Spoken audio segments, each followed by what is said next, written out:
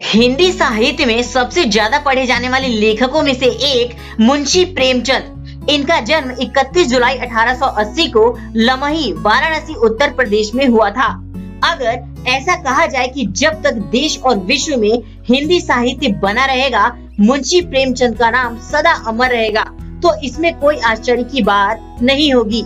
मुंशी जी का सदाबहार प्रसिद्धि का कारण उनकी कहानियों और उपन्यासों में समय को मात देने का हुनर है। उनकी कई कहानियों जैसे बड़े भाई साहब 1910, ईदगाह 1933, कफन 1936 में लिखी गई थी, लेकिन ये सब आज भी जीवंत है। इन सब कहानियों को आज भी पढ़कर लगता ही नहीं है कि कहानियां 80 से 90 साल पहले लिखी गई थी। सो आप इस वीडियो को बिना स्किप किए हुए इस वीडियो को अंत तक देखिए, क्योंकि आप मुंशी प्रेमचंद के बारे में बहुत सी नई जानकारी जानने वाले हैं। साथ ही मेरा आपसे रिक्वेस्ट है कि अगर आपने अभी तक मेरे चैनल को सब्सक्राइब नहीं किया है, सो नीचे रेड कलर के सब्सक्राइब बटन पे क्लिक कर दे, ताकि मेरे आने वाले वीडियो का नोटिफिकेशन आप तक पहुंच सके। सो चलिए आज का ये वीडियो शुरू करते हैं। मुंशी प्रेमचंद का वास्तविक नाम धनपत राय श्रीवास्तव था। उनका उपनाम नवाब राय था। उनका जन्म 31 जुलाई 1880 को लमही वाराणसी उत्तर प्रदेश में हुआ था। उनके पिता का नाम अजायब राय, जो कि पोस्ट ऑफिस क्लर्क थे। उनके माता का नाम आनंदी देवी था और उनका मृत्यु 8 अक्टूबर 1936 को वाराणसी के उत्तर प्रदेश में ही हुआ था। और वे आधुनिक काल के भारतीय लेखक, अध्यापक और पत्रकार थे। उनकी प्रमुख कहानियां पूस की रात, कफन, बूढ़ी काकी, पंच परमेश्वर, दो बैलों की कथा और बड़े घर की बेटी है। उनका प्रमुख उपन्यास गबन, गोदान, रंगभूमि, कर्मभूमि, निर्मला, सेवा सदन और मानसरोवर है। प्रेमचंद को मानसिक झटके बचपन से ही मिलने शुरू हो गए थे। उनकी 6 वर्ष की अवस्था में माता जी का स्वर्गवास हो गया। उनका विवाह मात्र 15 वर्ष की उम्र में कर दिया गया और 16 वर्ष के होने पर उनके पिता का भी देहांत हो गया था।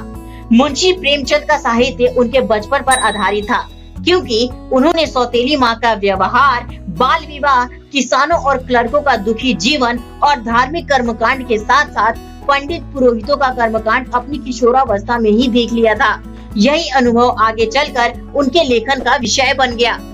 उनके लेखन में किसानों की आर्थिक बदहाली, धार्मिक शोषण, गोदान, बाल विवाह, निर्मला, छुआछूत, जाति भेद, ठाकुर का कुआं, विधवा विवाह, आधुनिकता, दहेज प्रथा, स्त्री पुरुष समानता सब कुछ देखने को मिलता है। मुंशी प्रेमचंद का दूसरा विवाह शिवरानी देवी से हुआ, जो बाल विधवा थी। इस विवाह से उनके 3 संतानें हुई, जिनके नाम है श्रीपत राय, अमृत राय और कमला देवी श्रीवास्तव। सन 1898 में मैट्रिक की परीक्षा पास करने के बाद वे एक पास के ही विद्यालय में शिक्षक नियुक्त हो गए थे। इसके बाद उन्होंने पढ़ाई जारी रखते हुए 1910 में दर्शन, फारसी, अंग्रेजी और इतिहास लेकर इंटरमीडिएट पास की और 1919 में फारसी, इतिहास और अंग्रेजी विषयों से बीए किया और बाद में शिक्षा विभाग के इंस्पेक्टर पद पर नियुक्त हो गए। उन्होंने गांधी जी के आह्वान पर 1921 ईस्वी में असहयोग आंदोलन में भाग लेने के लिए इंस्पेक्टर के पद से त्याग पत्र दे दिया था।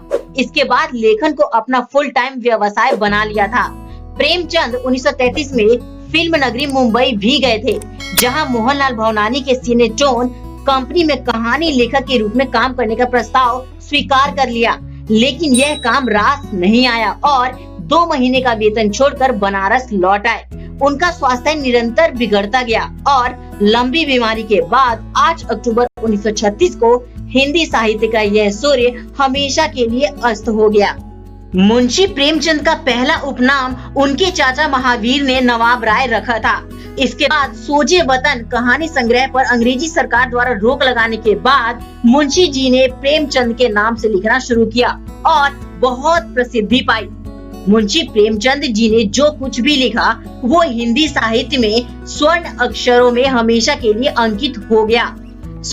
इस तरह से हिंदी साहित्य का यह कांतिमय लेखक 1880 से लेकर 1936 तक हमारे बीच रहकर साहित्य रूपी कई मोती इस पीढ़ी को भेंट करके सदा के लिए अस्त हो गया है। उम्मीद करता हूँ दोस्तों कि इस वीडियो को देखने के बाद आपको मुंशी प्रेमचंद के बारे में बहुत सी नई जानकारियाँ मिली होंगी।